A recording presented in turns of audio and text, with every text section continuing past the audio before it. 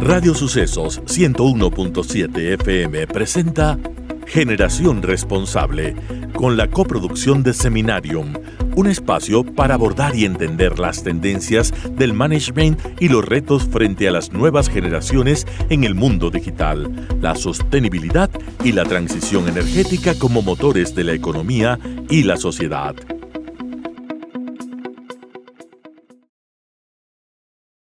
Muy buenas tardes y bienvenidos a una edición muy especial de Generación Responsable por Radio Sucesos 101.7 FM. Soy Santiago Chiriboga y como siempre es un honor traerles conversaciones de alto impacto y de alto nivel con quienes están marcando el futuro del Ecuador y del mundo. Antes de comenzar, quiero compartir con ustedes una invitación muy importante. El futuro energético del Ecuador comienza hoy. Tú puedes liderarlo. Llega el tercer Summit Power and Renewable Energies de Seminarium Ecuador, el evento que reúne a quienes están transformando la matriz energética del país. Energías renovables, innovación y grandes oportunidades para empresas comprometidas con el cambio. Es el martes 1 de julio del 2026, el de Quito. Conéctate con el futuro, sé parte del movimiento hacia una energía sostenible. Más información en www.seminariumc.com. Quiero contarles que hoy tengo el honor de recibir a un invitado de talla internacional con una carrera impresionante en el mundo de la ingeniería energética y la innovación tecnológica. Terrance Palisch, conocido como Terry, es el actual presidente global de la Society Petroleum of Engineers, SPE, y también Chief Technology Officer de Cargo Ceramics. Es ingeniero en petróleos graduado de la Universidad de Missouri, Rolla. Terrance trabajó durante más de una década en Arco, en Alaska y en Argelia, supervisando programas de estimulación con fracturas. Desde 2004 forma parte de Cargo Ceramics, donde hoy lidera la innovación tecnológica de la compañía. Ha escrito más de 50 artículos técnicos para la SPE, presidió la sección de Dallas y fue director técnico internacional de la SPE en el área de completaciones. En 2013 fue reconocido como uno de los 15 mejores ingenieros en la Asociación de Productores Independientes de Texas y este año es presidente global de la SPE, liderando los esfuerzos de innovación, transición y educación energética en todo el mundo. Terrance, welcome. Thank you to be here with us. Es un honor tenerte con nosotros. Oh, it's great to be here. I'm excited to speak with you today. I'm going to start with the first question. First of all, thank you for giving us this space on this national radio here in Ecuador. What is the SPE and what is the role in the education and development of energy engineers around the world? Well, again, thank you so much for inviting me to talk to you today. I've been looking forward to this for the last couple of weeks when you first invited me. So, but let's start with SPE. So SPE stands for the Society of Petroleum Engineers. So every scientific and engineering profession has their own professional society. We're the one for petroleum engineers, of course. We're the biggest professional society for the oil and gas industry. We have about just under 70,000 professional members, and we have about 65 to 67,000 student members. They're located all over the world. I think it's like we're up to like 140 countries. As a matter of fact, we have a local section there in Ecuador. I was there 2 years ago for the 30th anniversary of that section. It was exciting. The Ecuador section of SPE is actually the second largest in Latin America behind Brazil. But even though we're Society of Petroleum Engineers, it's really more for the petroleum industry than it is petroleum engineers. So we have not just petroleum engineers, we have mechanical and chemical and civil and really any engineer and scientist that works in the oil and gas industry is a member. SPE's mission, I just want to give you this background because I think it's helpful to answer your question. The mission is to connect our members to technologies, to connect our members to each other, to network, and connect our members to those outside of our industry. And so, as such, it's really the place for an engineer and a scientist in our industry to develop themselves professionally. So whether you're in education or you're an energy professional or an engineer or a scientist, wherever you're at in the world, you can use our papers, you can use our webinars, our conferences, and other opportunities that SP provides to really make sure that we get to best practices across the world. So you may be working on a project in Quito or in Ecuador, and maybe there's somebody in Europe that has the same kind of problem, and so you can work together on that. So, I guess the way I kind of look at it is, think about a health club. We join a health club to take care of our bodies, and you join your professional society or SPE to take care of your professional development. So not just technical, but soft skills, leadership, writing papers, and so on. So our goal is to help people develop. In that manner, you integrate the whole world and in one association. That's super interesting. What is the SPE's perspective on the energy transition, particularly in terms of shaping the values and competencies of the next generation of professionals? Yeah, that's it's a big question. I guess the first thing we need to kind of understand is just how important energy is as a whole. I usually, when I go out and I speak with the students and with professionals, I try to talk about energy literacy, because I think the more that we understand about energy, the more we can navigate the energy transition and help the next generation. But energy is a part of everything we do. I mean, you and I ingest chemical energy when we eat. Without energy, we don't live. And then you have the energy that we use for transportation and for heating and for making things. I mean, the bottom line is energy is required for life. And the more energy you have, the better off you are. As energy use in your accessibility increases, your standard of living and your wealth increases. The problem is we continue to grow our populations. We continue to have 60% of the world that are in energy poverty, and 2 billion that don't have access to clean cooking. And so, really the biggest issue with energy is not necessarily transitioning, it's just supplying it. The world needs more and more energy, and it's going to continue to grow. And that energy has to be affordable, it has to be reliable, and it has to be sustainable. It has to be all three of those. And so,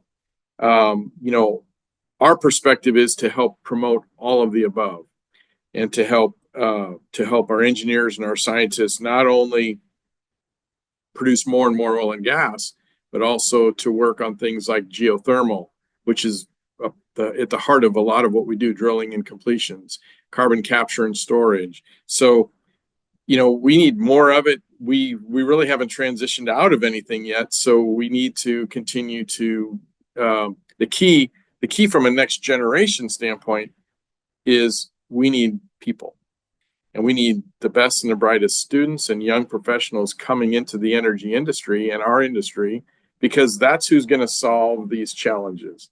It's going to be those engineers, those scientists that are entering now, people like yourself, that will solve the problems of the future. So that's my biggest challenge, I think, and that would, I think, be kind of our perspective. Well, those 3 points that you mentioned previously are fundamental and essential for the future and to make it sustainable long term. How do you perceive Ecuador's role within the global energy landscape? We are entering right now a new term of the current government. President Daniel Noboa is assuming his new term for the next 4 years, this May 24th. What recommendations would you give for the country to become more integrated into the global energy sector and be more a country of the world and not very isolated? Yeah, that's a good question. I mean, so let me just go back to something I said a second ago about how important energy is. If you were to look at a chart and you were to look at energy usage versus gross domestic product per person, so wealth, country wealth, there's a direct correlation. There are no countries in the world that consume a low amount of energy that are wealthy, and there are no countries that consume a lot of energy that are poor. They go hand in hand. So the more energy you have, the more wealth your country has, the more wealth your citizens have, the better your standard of living. And unfortunately or fortunately, as a country, you're either blessed with energy resources or not. And I think Ecuador is fortunate in that it's blessed with resources. If I looked it up the other day, and I think as I was preparing for my next talk, I mean, Ecuador is in the top 20 in oil reserves in the world. So a significant oil holder. I think you're fourth largest in South America behind Venezuela, Brazil, and Guyana. 2/3 of your energy comes from oil, but equally so, a third of it comes from hydro. So you have a really interesting balance. You have the oil and the oil side of things, you know, the primary energy side, and you have the renewable side in the hydro. What that means is over the last 30 years, now over 95% of Ecuadorians have access to clean cooking fuel. That was only 70% 30 years ago. And that's because of the advent and the development of more oil and gas and more hydro and things like that. But I think from what I can see, if you're the 15th largest or 13th largest oil holder in the world, you have the ability to grow your energy production. And by growing your energy production, you help your country. But also you help other countries in Latin America and South America, and you become, you know, a part of the energy ecosystem. You know, and it's not just oil. I mean, the development of hydro, and then as you develop those resources, it brings in wealth, and it allows you to develop even newer energy resources, maybe more sustainable practices, things like that. They go hand in hand. You know, I think Ecuador certainly is an example of how you can integrate both fossil fuels and renewables into your energy mix, and I think you're doing that. Let me just say one more thing about that, you know, and maybe link it to SPE. You know, SPE, of course, will continue to support the local professionals in the oil and gas industry, energy professionals, whether they're public or private, by again linking them up with technologies and helping them advance. We actually did this when I was there a couple of years ago. You know, Ecuador has a tremendous amount of resources of heavy oil, and heavy oil is a challenging technical challenge. But Canada has heavy oil resources as well. And so what we did was we helped hook up the local Ecuadorians, engineers and scientists, with some Canadian so that they could come up with best practices. But I think there's a lot of good future for Ecuador. They're resource rich, so you're blessed with resources, and the development of those resources can help not only the country, but it can help the neighboring countries and make you a part of the global energy supply. Yeah, and Ecuador has to work towards that, and we got to be more focused on everything, the blessings that we have and the opportunities that we have in comparison to other countries. One last question that I need to ask you: how can the SPE continue to evolve and contribute to the future of energy worldwide? In your opinion, what key elements are still needed for this progress to be made? Yeah, Santiago, that's you know, it's interesting. I'm going to kind of pull some of the things I talked about before, because it kind of leads into really what I think is needed. With the thing we have to remember is SPE is a member organization, and so we're going to always continue to evolve as our members evolve. And it is a good example is if you go back over 20 years ago, we had a technical section on carbon storage, but we didn't have one on geothermal, hydrogen, methane emissions, flaring, any of that stuff, and we do now. And that's because our members came to us and said, look, we're working on geothermal projects at our company, and we need to have a technical section. So we evolved in that manner, and we included more. But the bottom line is oil and gas, energy, as we talked about before, is going to be critical to grow. And we have the ability to continue to help our members expand their knowledge, whether it's oil and gas recovery, or it's geothermal, or carbon storage, or hydrogen storage, or maybe it's decarbonization of our operations. All those things are at the heart of what we do, and we do when we collaborate, our members collaborate. So we'll continue to fulfill that mission. But the question on what's still needed, it really comes down to what worries me more than anything else is the next generation. I mean, the real key to solving challenges and solving any engineering and scientific problems across the world, regardless of what they are, whether they're energy or anything else, is you need people. You need people, you need smart people, people with the know-how, people who say, look, I want to help solve problems. And so You know, one of the things we continue to do at SPE is help our members go out. We have a program called Energy for Me. The SP Ecuador section uses it, and it's a program that they can go out into schools, high schools, and talk to students and get them interested in science and engineering. Whether it's our industry or any other industry, I mean, scientists and engineers are important, and so it's to help them go out into the community. So we'll continue to evolve Santiago. It'll just depend on kind of what our members want to do. But the bottom line is it's about helping our members develop professionally.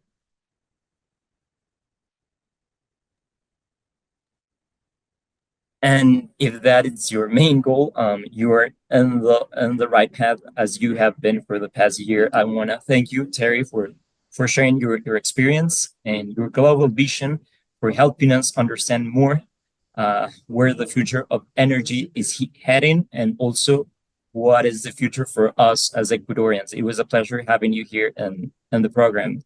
The Responsible Generation, it's called our program here. Well, look, the responsible generation, the next generation, you guys are the key.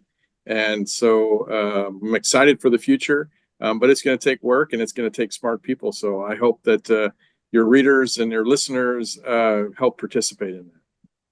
Yeah, we'll do that, and we'll continue to work ladder by ladder on this. Thank you so much to be here with us. My pleasure. My pleasure. Muchísimas gracias a Terrance Palisch, que estuvo con nosotros el día de hoy. Si quieren escuchar también la entrevista con subtítulos traducida, pueden seguirnos en nuestras redes de @Ecuador Seminarium y en las redes de Radio Sucesos. Nos vamos a una pequeña pausa y seguimos con más de nuestro programa en Generación Responsable, aquí en Radio Sucesos 101.7 FM.